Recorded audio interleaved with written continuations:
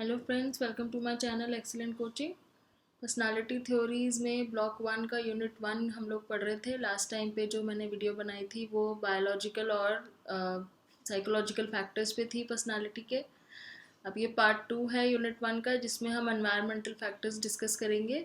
Environmental factors का मतलब है एनवायरनमेंट के अंदर जो चीज़ें होती हैं जो हमारी पर्सनालिटी को इफ़ेक्ट करती हैं। तो उसमें जो सबसे पहला फैक्टर है वो है सोशल एक्सेप्टेंस। सोशल एक्सेप्टेंस का एक जनरल मीनिंग ये है कि सोसाइटी में आपको लोग कितना एक्सेप्ट करते हैं, आपकी इमेज सोसाइटी में कितनी पॉजिटिव है। सोसाइटी का मतलब यहाँ पे कोई ग्रुप भी हो सकता है, आपका फ्रेंड सर्कल ग्रुप भी हो सकता है, आपका सोसाइटी का ग्रुप भी हो सकता है, आपका कल्चरल ग्रुप भी हो सकता है, आपका ऑफिशियल ग्रुप भी हो सकता है। कोई भी ग्रुप हो, उसके अंदर आपकी एक्सेप्टेंस कितनी है। So every person lives in a social group which judges person behavior in terms of person conformity to group expectations regarding proper performance behavior and appropriate role playing। हर कोई हम लोग किसी ना किसी ग्रुप में बिलोंग करते ही हैं। जब हम घर में होते हैं तो फैमिली एक ग्रुप होता है, जब हम ऑफिस में होते हैं तो ऑफिशियल ग्रुप होता है। तो हमेशा हमारा बिहेवियर जो है हमारे ग्रुप के एक्सपेक्टेशंस के अकॉर्डिंग होना चाहिए। ग्रुप में कंफर्म करना बहुत ज़रूरी होता है। ये हमने सोशल साइकोलॉजी में भी डिस्कस किया था कि कंफर्मिटी ग्रुप के अंदर कितनी ज़रूरी होती है और ग्रुप की एक्सपेक्टेशंस के अकॉर्डिंग बिहेव करना कितना ज़रूरी होता है। तो उसी बिहेवियर के बेस पे हमारी परफॉर्मेंस जज होती रहती है, चाहे हम कहीं भी हों। और यही सोशल जजमेंट जो है it serves as a basis for self evaluation. हमारी सेल्फ इवेल्युएशन का बेसिस बनती है यही सोशल जजमेंट। जिस तरीके से लोग हमें जज करते हैं उसी तरीके से हम अपना सेल्फ कॉन्सेप्ट बनाते हैं। The degree of influence the social group has on personality development depends not alone on how well accepted the individual is, but also how much importance social acceptance has for the individual। तो यहाँ पे एक बहुत important point है कि इसी चीज़ पे सिर्फ ज़रूरी नहीं है कि आपको लोग कितना एक्सेप्ट कर रहे हैं, एक ये भी पॉइंट है इसमें कि आपके लिए कितना ज़रूरी है लोगों के बीच में एक्सेप्ट होना। जैसे कुछ लोग होते हैं जिनको फ़र्क नहीं पड़ता कि लोग उन्हें एक्सेप्ट करें या ना करें, उनको अपने आप पे पूरा एक सेल्फ कॉन्फिडेंस होता है, सिक्योर सेल्फ सिक्योरनेस होती है कि भाई मैं जो हूँ जैसे हूँ ठीक हूँ, चाहे किसी को एक्सेप्ट हो या ना हो। और दूसरी चीज़ ये होती है, कुछ लोग होते हैं कि जो चाहते हैं कि सब मेरे बारे में बहुत पॉजिटिवली सोचें, सब मुझे एक्सेप्ट करें, मैं सबकी एक्सपेक्टेशंस के अकॉर्डिंग ही काम करूँ। तो अब एक्सेप्टेंस है या नहीं है उसका फ़र्क तब पड़ता है कि आपके लिए कितना ज़रूरी है एक सोशल एक्सेप्टेंस होना। अगर आप उस चीज़ को बहुत ज़्यादा वैल्यू देते हो तो आप अपने ग्रुप से इन्फ्लुएंस ज़्यादा होगे। If a person places more value on group acceptance the person will be more willing to be influence by the group. अगर आप कोशिश करोगे कि भाई सब लोग मुझे एक्सेप्ट करें, मैं अपनी ग्रुप की एक्सपेक्टेशंस के अकॉर्डिंग बिहेव करूँ, तो आप उस ग्रुप से जल्दी इन्फ्लुएंस होगे। आप कोशिश करोगे कि लोग मुझे एक्सेप्ट करें, मुझे लाइक करें, तो आप बहुत जल्दी कंफर्म करोगे अपने ग्रुप के साथ। ठीक है। So person who are widely accepted and liked by the group are likely to respond in a congenial and friendly spirit than those who experience hostility, disregard and rejection। तो वो लोग जिनको ग्रुप में जल्दी एक्सेप्ट कर लिया जाता है, जो सब ग्रुप मेंबर्स जिसको पसंद करते हैं, वो बहुत फ्रेंडली और बहुत कंजीनियल वे में बिहेव करते हैं। और जिनको ग्रुप ज़्यादा जल्दी एक्सेप्ट नहीं करता, जिनको रिजेक्शन ज़्यादा फेस करनी पड़ती है, वो लोग थोड़े से हॉस्टाइल हो जाते हैं, डिसरिगार्ड शो करते हैं कि हमें कोई फ़र्क नहीं पड़ता कोई हमें एक्सेप्ट करे या ना करे। Social influence has on behaviour depends on two condition. यहाँ पे कह रहे हैं कि सोशल एक्सेप्टेंस का बिहेवियर पे जो इन्फ्लुएंस होता है उसकी दो कंडीशंस हैं। पहली कंडीशन ये है कि how much security a person has इन और हर स्टेटस इन द ग्रुप। कि आपको अपने ऊपर, अपने स्टेटस के ऊपर, जो आपका स्टेटस है उस ग्रुप में, उसको लेके आप कितने सिक्योर हो। कि आप उस स्टेटस को लेके सिक्योर हो या इनसिक्योर हो, कि आप और अच्छा स्टेटस आपको चाहिए, या आपको लग रहा है कि अभी भी आपको कोई चीज़ नहीं मिली है, या फिर आप फुली सिक्योर्ड हो कि आपको लग रहा है जो आप हो आप ठीक हो। दूसरी चीज़ है what importance he or she attaches to the social acceptance. कि आप सोशल एक्सेप्टेंस को कितनी इम्पोर्टेंस देते हो। आपको लगता है कि आपको सब लोग आपको एक्सेप्ट करें, या आपको लगता है कि ठीक है जिसको मैं ठीक लग रहा हूँ वो ठीक है, जिसको नहीं लग रहा ना सही। तो दो चीज़ें होती हैं, एक तो आपके अंदर कितना एक कॉन्फिडेंस है अपने स्टेटस को लेके, और दूसरा ये कि आपके लिए सोशल एक्सेप्टेंस कितनी इम्पोर्टेंट है। If the person feels fully secure in the status which would make the person free to act as he or she wishes, अगर आप पूरे secure हो, आपको कोई hassles नहीं है, कोई issues नहीं है अपने आप को लेके, तो आप बिल्कुल वैसे ही एक्ट करोगे जैसे आपके विशेज़ हैं. आप जल्दी से इन्फ्लुएंस नहीं होगे दूसरे सजेशन से. You will not be greatly influence by the suggestion from others. दूसरे लोगों के सजेशन से आप जल्दी इन्फ्लुएंस नहीं होगे. आप पहले अपने आप से इंट्रोस्पेक्टिव वे में खुद सोचोगे कि आपको क्या करना है और क्या नहीं करना है, रेदर देन आप किसी और के कहने पे रिएक्ट करोगे. अब जो उल्टा होते हैं, जो लोग सोशल एक्सेप्टेंस को बहुत ज़्यादा वैल्यू देते हैं, जो चाहते हैं कि भाई सब लोग मुझे एक्सेप्ट करें, मैं सबकी एक लाइकिंग फैक्टर मेरे मेरे लिए सबके मन में होना चाहिए, वो लोग बहुत जल्दी इन्फ्लुएंस होते हैं. वो ज़्यादा ससेप्टिबल होते हैं कि जो ग्रुप मेंबर्स बोलेंगे हमें वैसे ही करना चाहिए, अदरवाइज वो हमें रिजेक्ट कर देंगे. ठीक है. जिनकी सोशल एक्सेप्टेंस ज़्यादा होती है, उनकी पर्सनालिटी कैसे होती है, वो आउटगोइंग होते हैं, फ्लेक्सिबल होते हैं, एक्टिव होते हैं, डेयरिंग होते हैं, क्योंकि उन्हें पता है कि सब लोग उन्हें बहुत लाइक करते हैं, बहुत एक्सेप्ट करते हैं. तो अपना स्टेटस मेंटेन करने के लिए वो बहुत एक्टिव और बहुत डेयरिंग टाइप की पर्सनालिटी शो करते हैं, क्योंकि वो बहुत ज़्यादा एक्सेप्टेड और बहुत पॉपुलर होते हैं अपने ग्रुप में. However such person often fail to establish close relationship with people. कि पर ऐसे लोग क्या होता है, अपना जो डेयरिंगनेस दिखाने के चक्कर में, आउटगोइंगनेस और फ्लेक्सिबिलिटी के चक्कर में क्लोज रिलेशनशिप नहीं बना पाते लोगों के साथ. इमोशनल बॉन्डिंग नहीं हो पाती उनकी लोगों के साथ, क्योंकि उन्हें लगता है कि अगर मैं किसी एक पर्सन से ज़्यादा क्लोज हो गया तो मेरे बाकी लोग मुझे रिजेक्ट कर देंगे. तो पूरे ग्रुप की एक्सेप्टेंस उन्हें चाहिए होती है, तो इसलिए वो किसी एक पर्सन के साथ क्लोज बॉन्डिंग नहीं बनाते. वो सबको इक्वली टाइम देना चाहते हैं. सब पूरे ग्रुप के अंदर अपने आप को सोशली एक्सेप्टेड रखने के लिए किसी एक पर्सन को ज़्यादा इंपॉर्टेंस नहीं देते, इसलिए उनके रिलेशनशिप भी ज़्यादा किसी के साथ क्लोज नहीं होते. तो इंटीमेट पर्सनल रिलेशनशिप्स के उनके नहीं होते हैं. So this sense of aloofness usually comes with a feeling of superiority. तो ये जो अकेलेपन की जो फीलिंग आती है, फिर ये सुपीरियोरिटी के साथ ये भी आ जाती है. आप बहुत सुपीरियर हो, सब लोग आपको बहुत पसंद करते हैं, आप ग्रुप में बहुत सक्सेसफुल हो, बहुत डेयरिंग हो, आपकी इमेज बहुत अच्छी है, सब लोग आपको पसंद करते हैं, आप ग्रुप की एक्सपेक्टेशंस के अकॉर्डिंग काम करते हो, आपकी सोशल एक्सेप्टेंस ग्रुप में बहुत अच्छी है, लेकिन कोई रिलेशनशिप नहीं है क्लोज, आपका कोई इंटीमेट पर्सनल रिलेशनशिप नहीं है, तो अलूफनेस या अकेलापन हो ही जाता है. One extreme opposite of social acceptance is social isolation. अब अगर सोशल एक्सेप्टेंस का बिल्कुल ही उल्टा देखा जाए तो वो होता है सोशल आइसोलेशन. मतलब कि आपको किसी सोशल या सोसाइटी या किसी ग्रुप की ज़रूरत नहीं है, आप अकेले ही ठीक हो, आपको किसी की एक्सेप्टेंस की ज़रूरत नहीं है. If a person develop the feeling of rejection due to social isolation when in fact they want to be accepted, they would develop the feeling of resentment. अगर आप सोशली आइसोलेट नहीं होना चाहते लेकिन फिर भी आपको कोई ग्रुप में एक्सेप्ट नहीं करता और आप रिजेक्ट हो जाते हो, तो आपके अंदर एक रिजेंटमेंट की फीलिंग आ जाती है, आपको नेगेटिव फीलिंग आ जाती है कि आपको क्यों नहीं एक्सेप्ट किया. आप उसको बुरा नेगेटिवली सोचने लग जाते हो उस ग्रुप के बारे में जिसने आपको रिजेक्ट कर दिया. डिप्रेस फील करते हो, सैड फील करते हो, अनहैप्पी फील करते हो. आपका एटीट्यूड उनकी तरफ बहुत गलत हो जाता है. आप सोशल एक्टिविटीज़ में पार्टिसिपेट करना बंद कर देते हो. तो जो ऐसे लोग होते हैं जिनको सोशल आइसोलेशन बिल्कुल नहीं पसंद, तो सोशल आइसोलेशन किसी को अच्छा नहीं लगता, कोई नहीं चाहता कि उनको कोई भी टोटली रिजेक्ट कर दे. तो कुछ होते हैं जो स्मॉल ग्रुप्स में ही खुश होते हैं, जिनको बड़े ग्रुप सोशल एक्सेप्टेंस की ज़रूरत नहीं होती. लेकिन कुछ लोग होते हैं जिनको लार्ज स्केल पे सोशल एक्सेप्टेंस चाहिए होती है और उनको ना मिले तो फिर वो डिप्रेशन में चले जाते हैं, उनका एटीट्यूड ख़राब हो जाता है दूसरों की तरफ. ये ज़्यादातर कैसे होता है कि वो एंटी सोशल हो जाते हैं क्योंकि सोसाइटी ने उन्हें रिजेक्ट कर दिया होता है. एडोलेसेंट एज में ये चीज़ें बहुत नज़र आती हैं. जुवेनाइल डेलिक्वेंसी का केस हो जाता है, क्रिमिनल बन जाते हैं.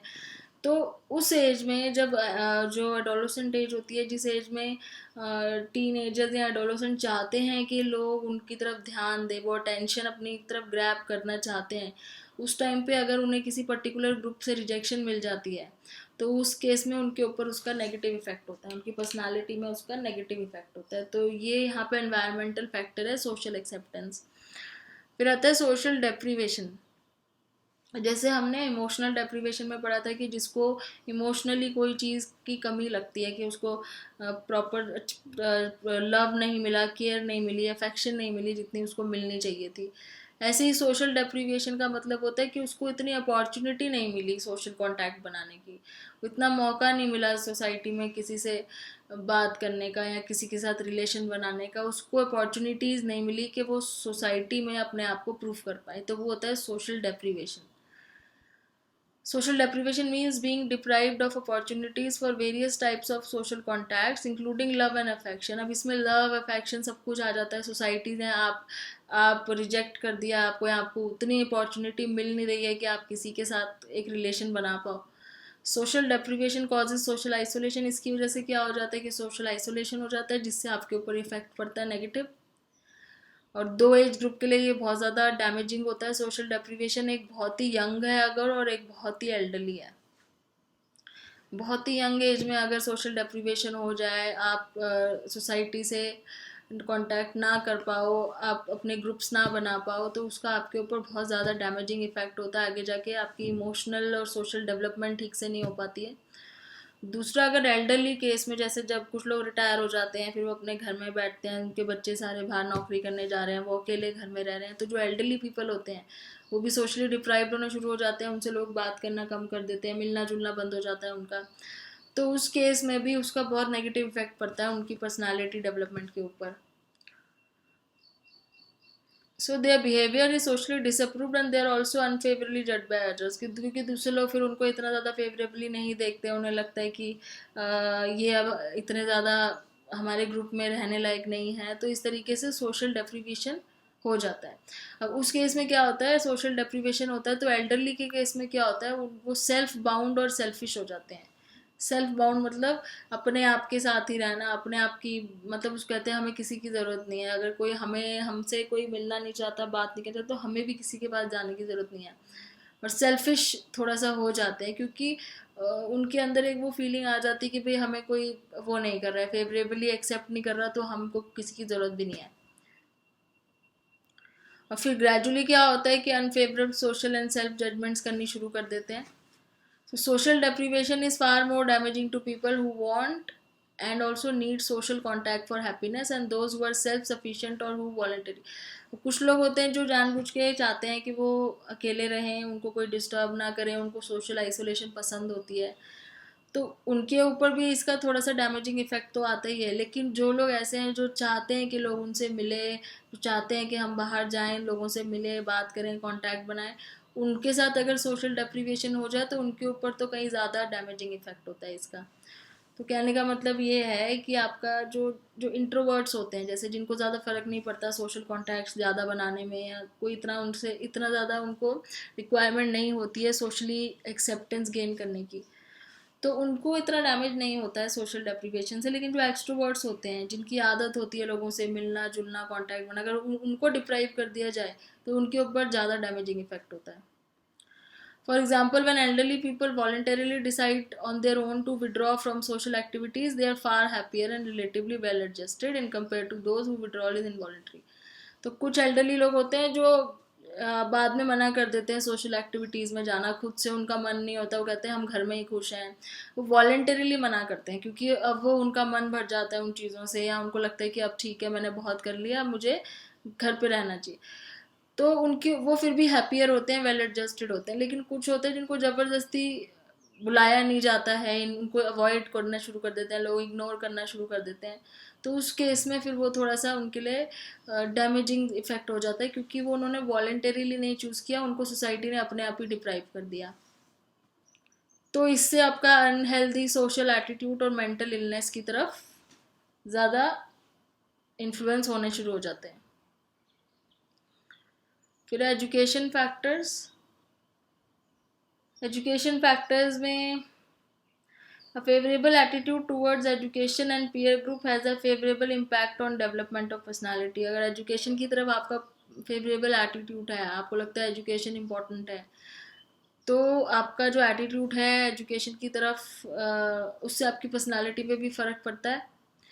which influence the development of personality. School, colleges and teachers have significant impact on the individual's development of personality. जो लोग एक formal education लेते हैं उनकी personality development में एक बहुत significant impact पड़ता ही है.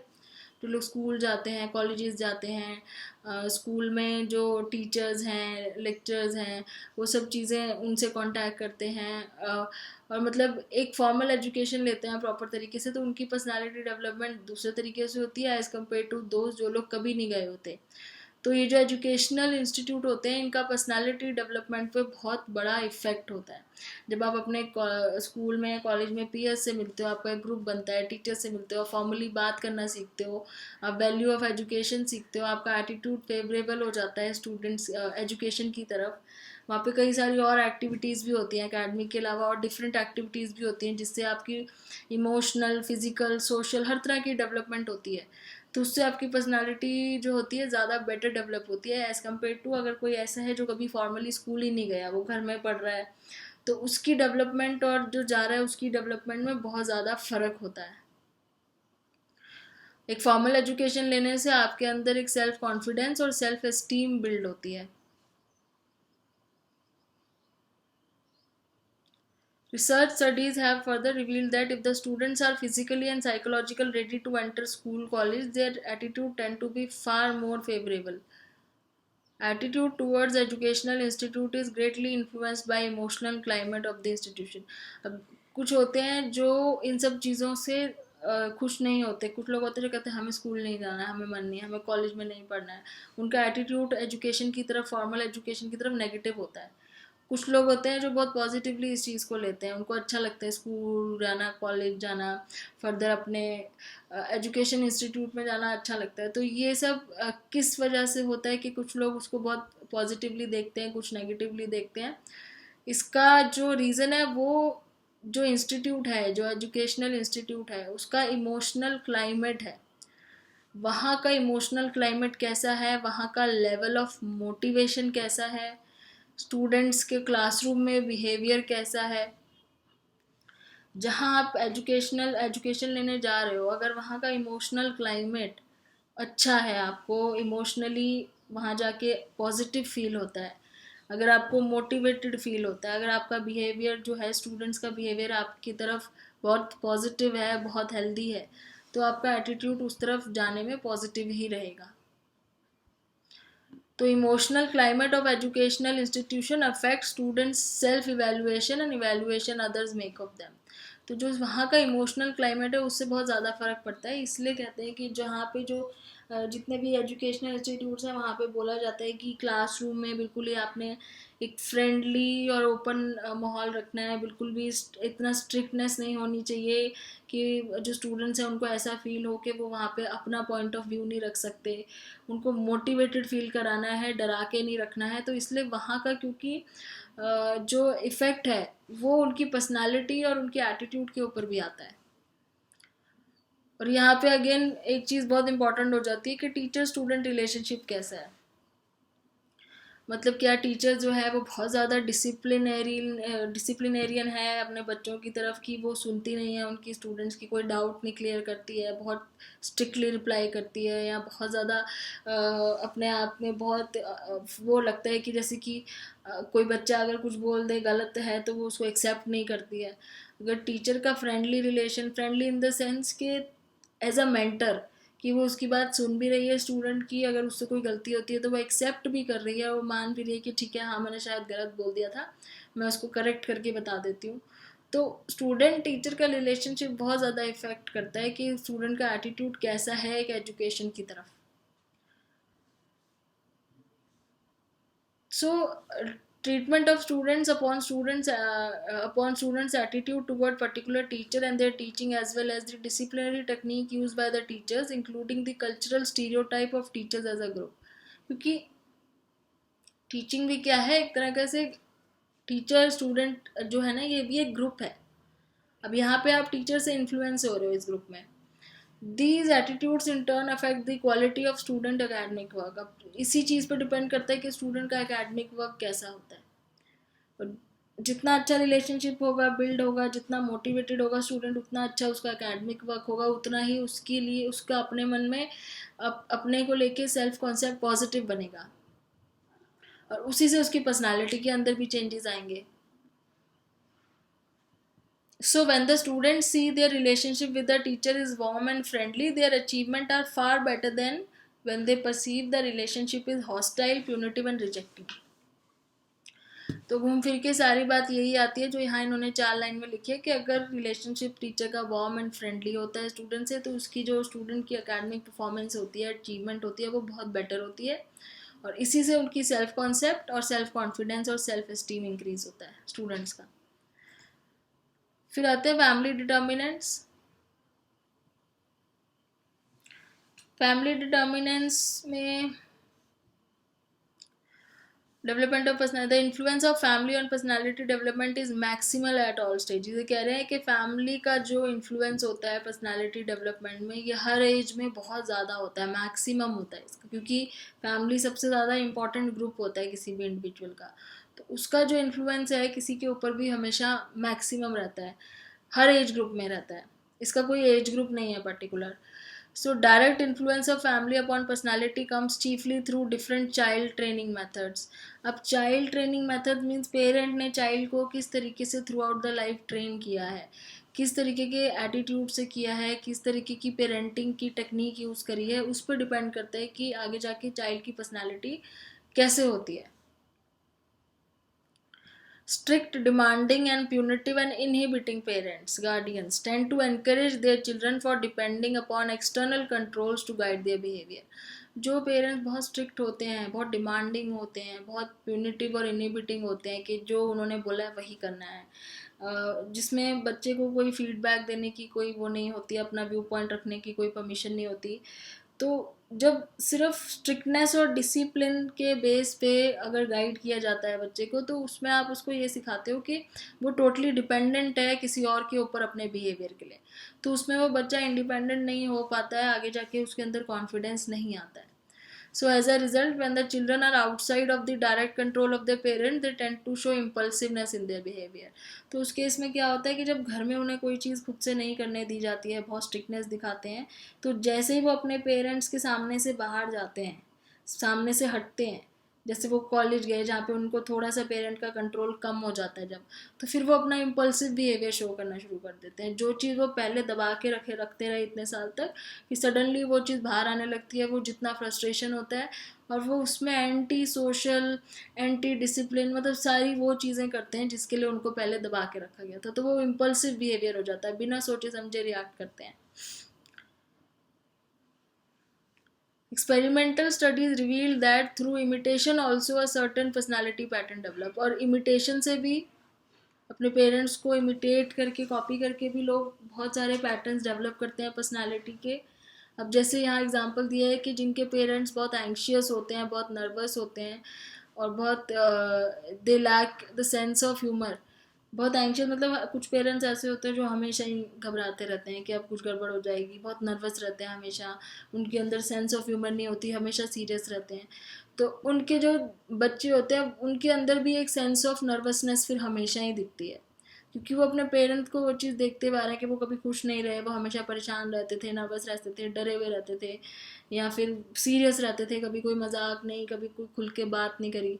तो बच्चे भी उनके बहुत नर्वस होते हैं क्योंकि उन्होंने वही चीज़ देखी है अपने पेरेंट्स में. उसके बाद एक फ्रीक्वेंट आउटबर्स्ट ऑफ टेम्पर उनमें नज़र आता है कि सडनली अपना टेम्पर लूज़ कर जाते हैं. और अगर हम उल्टा देखें कि अगर पेरेंट्स इस तरीके के हों जहाँ वार्मथ हो, अफेक्शन हो, लविंग हो, इंटरेस्टेड पेरेंट्स हो, बात करने में इंटरेस्ट लेते हो, केयरिंग हो, अफेक्शन दिखाते हो बच्चे की तरफ, तो उनके जो बच्चे होते हैं फिर वो थोड़े ज़्यादा सोशल होते हैं और ग्रेगेरियस होते हैं. ग्रेगेरियस मतलब इन्वॉल्व होते हैं एक्टिविटीज़ में, डरते नहीं हैं अपने आप को प्रूव करने में, तो थोड़े से ज़्यादा बेटर पर्सनालिटी होती है उनकी. तो इस तरीके से फैमिली फैक्टर्स इफेक्ट करते हैं आपकी पर्सनालिटी को भी. फिर आता है इमोशनल क्लाइमेट. इमोशनल क्लाइमेट घर का और आपकी ऑर्डिनल पोजीशन क्या है. ऑर्डिनल पोजीशन मतलब आप घर में सबसे बड़े हो, एल्डेस्ट हो, या सेकंड नंबर पे आते हो कि थर्ड नंबर पे आते हो, यंगेस्ट हो, वो होती है ordinal position. So a very important factor in development of personality is the emotional climate of home as well as the ordinal position of the individual concerned in the family. Ordinal position क्या है, refers to the eldest or the youngest or middle, eldest, youngest या फिर middle 2 3 जो भी आपका number है. So home climate कैसा होना चाहिए? फेवरेबल होना चाहिए, जिसमें आप अपनी पर्सनल प्रॉब्लम डिस्कस कर सको, अपनी फ्रस्ट्रेशंस को काम कर सको। पेरेंट्स टॉलरेंट होने चाहिए, लोग टॉलरेंट होने चाहिए, कोऑपरेटिव होनी चाहिए घर में, ठीक है। अगर होम क्लाइमेट घर का फुल ऑफ फ्रिक्शन है, फ्रिक्शन मतलब लड़ाई झगड़े और कॉन्फ्लिक्ट्स होते रहते हैं, तो उस केस में person is likely to develop a sense of hostility. तो जो वहाँ के रहने वाले जो लोग हैं या बच्चे हैं, वो फिर उस केस में खुद भी हॉस्टाइल बन जाते हैं, आगे जाके एग्रेसिव हो जाते हैं। ऑर्डिनल पोजीशन में क्या होता है कि इससे भी पर्सनालिटी के ऊपर फ़र्क आता है। बहुत सारी स्टडीज़ हुई हैं जिसने ये चीज़ इनको मिली है कि अगर कोई एल्डेस्ट है तो वो कैसे बिहेव करेगा, उसकी पर्सनालिटी कैसे होगी। अगर कोई घर में सबसे छोटा है, यंगेस्ट है, तो उसकी पर्सनालिटी कैसे होती है, और जो मिडिल के लोग होते हैं उनकी कैसे होती है। तो इसमें ये बताया है कि जो फर्स्ट बॉर्न्स होते हैं tend to be more conforming and dependent.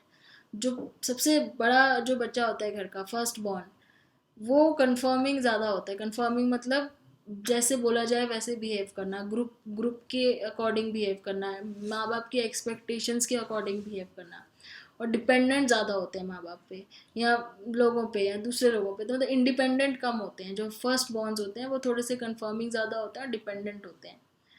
They are more affiliative, more susceptible to the group pressure and more introverted. तो वो थोड़े से इंट्रोवर्ट ज़्यादा होते हैं, ग्रुप के साथ रहना ज़्यादा पसंद करते हैं, ग्रुप की सजेशन सुनना ज़्यादा पसंद करते हैं। First borns who achieve greater success than the later born siblings tend to be selfish and self centred. अगर कोई फर्स्ट बॉर्न अपने बाकी सिबलिंग से ज़्यादा सक्सेस अचीव कर ले बाद में जाके, तो वो आगे जाके सेल्फिश और सेल्फ सेंटर्ड हो जाता है। क्यों हो जाता है? क्योंकि वहाँ पे उनके अंदर एक फीलिंग ऑफ सुपियोरिटी आ जाती है कि मैं तुम सबसे बड़ा भी हूँ और मैं तुम सबसे ज़्यादा सक्सेसफुल भी हूँ। Despite the feeling of superiority they continue to suffer from a feeling of insecurity. लेकिन फिर भी उनके अंदर एक इनसिक्योरिटी रहती है जो शुरू से ही थी।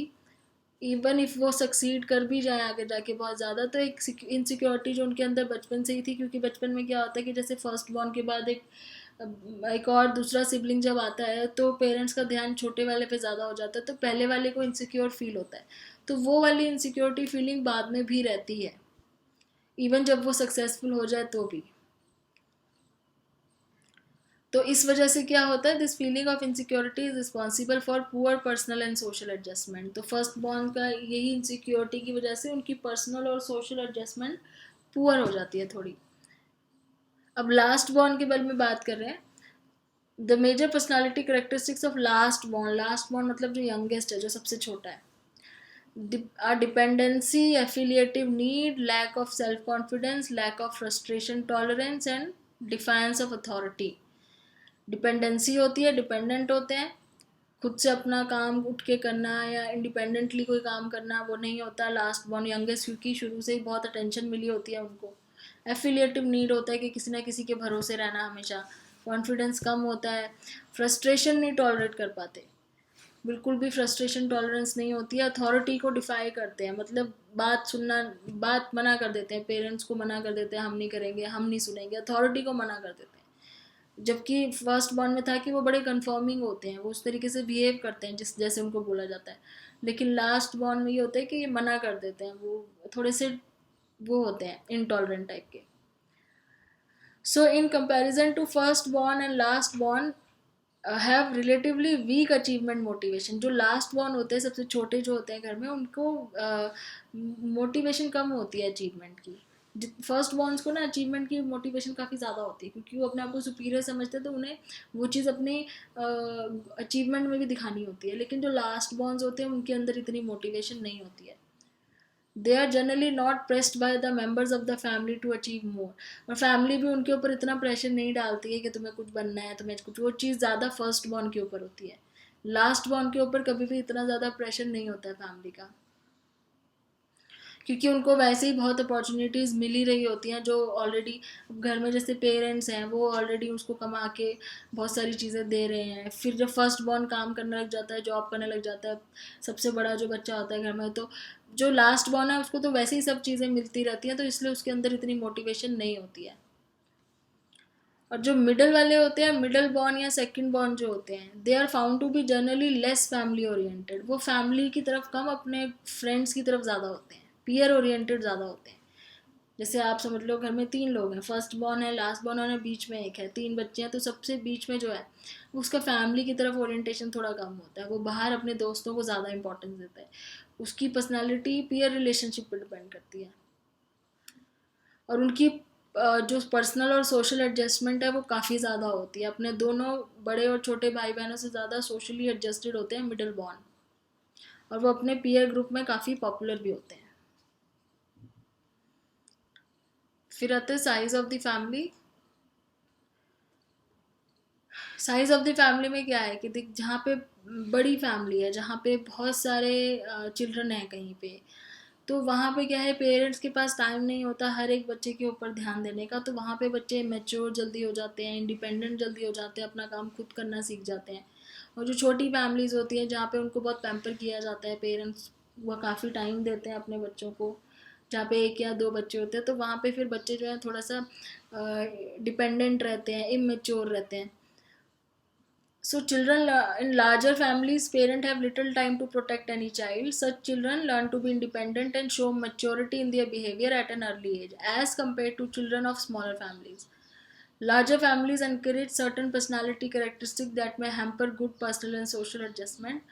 For keeping home environment reasonably calm, parents of larger families generally adopt authoritarian method of control. बड़ी फैमिलीज में क्या होता है कि कंट्रोल करना मुश्किल होता है पेरेंट्स को, वो हर एक बच्चे को प्यार से नहीं समझा सकते, उनके पास इतना टाइम नहीं होता कि हर बच्चे को प्यार से समझाए, तो वो अथॉरिटेरियन मेथड यूज़ करते हैं कंट्रोल करने के लिए, घर में शांति रखने के लिए, डिसिप्लिन मेंटेन करने के लिए, फिर वो थोड़ा सा स्ट्रिक्ट मेथड यूज़ करते हैं सारे बच्चों पे, ठीक है।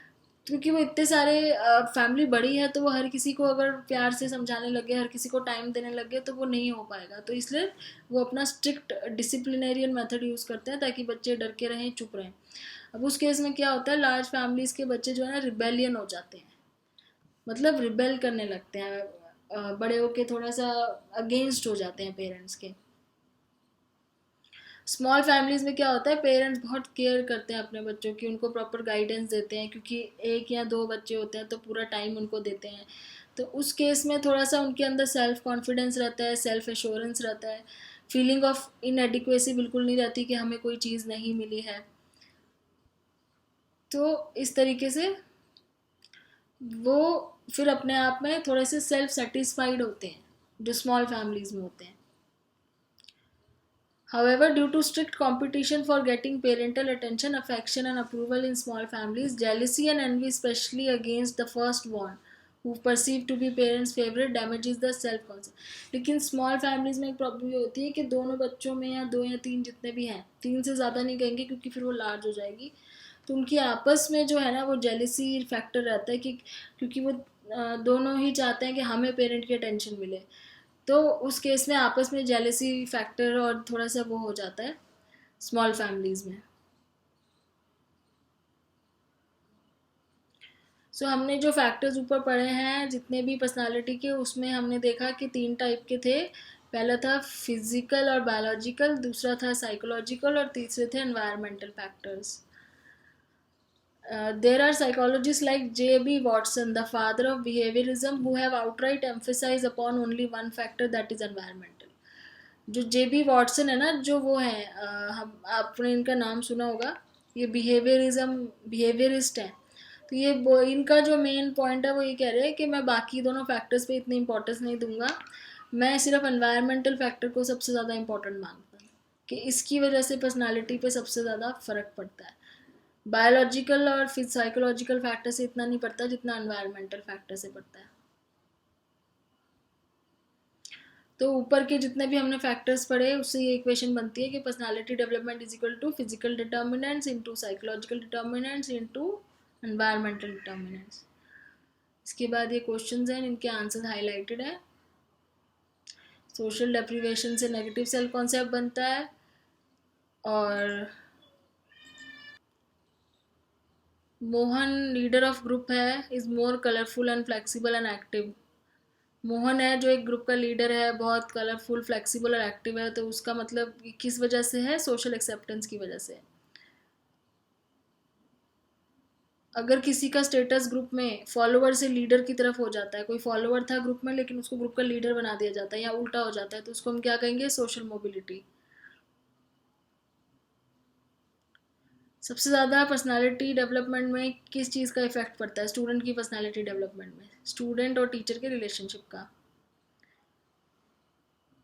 कौन सी टाइप की फैमिली सबसे आइडियल मानी जाती है पर्सनालिटी डेवलपमेंट के लिए? इसमें नन लिखा है क्योंकि ऐसा कुछ भी नहीं है कि कोई एक फैमिली ही है सबसे बेस्ट है पर्सनालिटी डेवलपमेंट के लिए। तो यहाँ पे यूनिट 1 ख़त्म होता है। यूनिट 2 का हम नेक्स्ट वीडियो से स्टार्ट करेंगे। Thanks for watching.